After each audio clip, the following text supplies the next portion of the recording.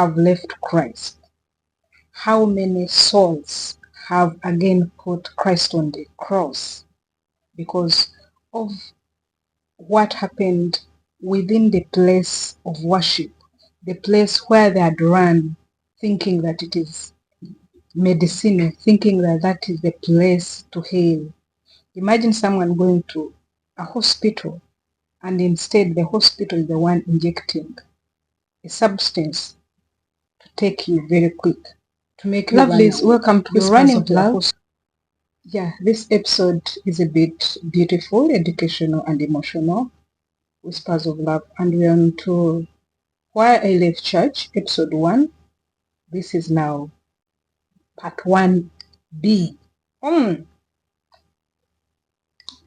This is a disclaimer, you guys.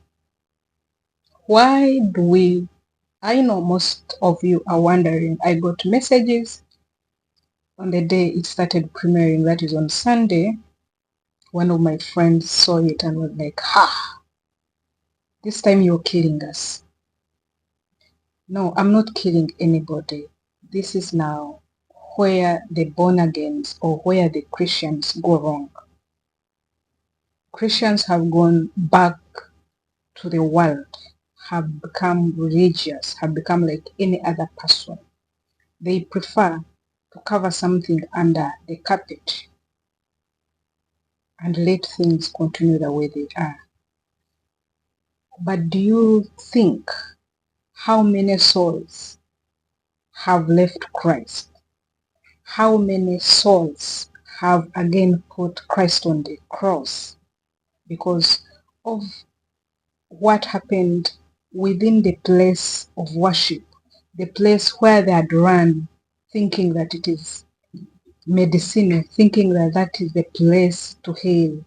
Imagine someone going to a hospital and instead the hospital is the one injecting a substance to take you very quick, to make you run away. You're running to the hospital, but someone is like, no, indirectly. Because you know, going to the hospital is to heal, to get cured. But you are in the hospital and indeed you're dying slowly and slowly. So guys, this is the continuation of last episode, that is Why I Left Church, part 1. It is part of my book. Every sanctuary has its own secrets. By the title of this series, like for this series, we'll be having different series. The title for this series now, it is Why I Left Church. When I'm saying why I left church, I'm putting on a shoe for many people, but I'm using my own as a survey study for you. I've come to see very many people are out there. Whenever you tell them, I'm a born again, they laugh and shy it away. So, continuing with our story of how this, in quotes, the man of God that everybody worshipped, if you see, doing all this, you will ask, why didn't you speak out? No one would ever believe. One, as one person told me, it will break hearts in the church. Two, the man of God I confide in is like Christian. You know how many people have come to church through you. So you opening this, it will bring some people down. Three, even if you speak it, you know, they might not believe you. Or you are going to break relations. Let me use the right word. You are going to break relations. Ask me which relations. Relations, connections, you know, that cobweb within the church.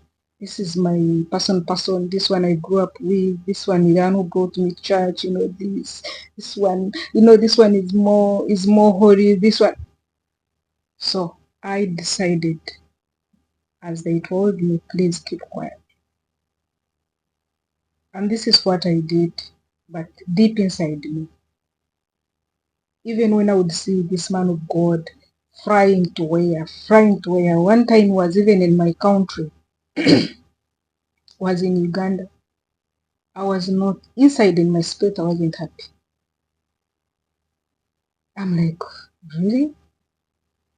So let's go back now to the lessons learned. And you will forgive me that I'm giving you top. I'm not giving because the real things you'll find them in the book.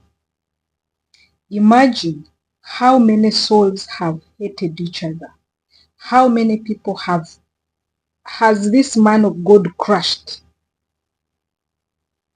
He's not crushing human beings.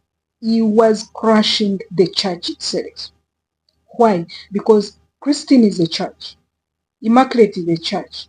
Joanna is a church. So if you come and go to Immaculate, you say, Christine is going to finish your life. Then you go to Christine, you say, Immaculate is going to finish your life. And you being a big man, the one they worship, they are not going to focus on you. There are very many, apart from few, there are few who are like me, who will discern and connect dots and say no. But some will start their hatred 311. Because the man of God told me you're going to finish my life. You've seen from nowhere people become enemies. From nowhere people become silent. So, but it was different for me because me, by the I'm a daughter of Christ. I'm loved. This person expected the worst. Until when he saw I'm not, because I saw confusion was coming instead. And a place where I would have run to and say this and this, I knew it would not work out. Because I'd seen a lot of things were happening. There are some men of God, even if you talk, they say, Christine has done this. A man of God does not go to the altar and we don't want to act.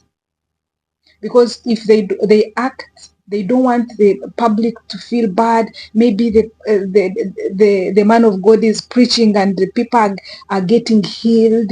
People know, when they have already tagged Christine as a miraculous lady who makes miracles, who does this. Because you dare come out, you sacrifice yourself. You keep quiet, you sacrifice yourself. So I just will stay silent. But let me tell you, I just want to close this part of the testimony for this.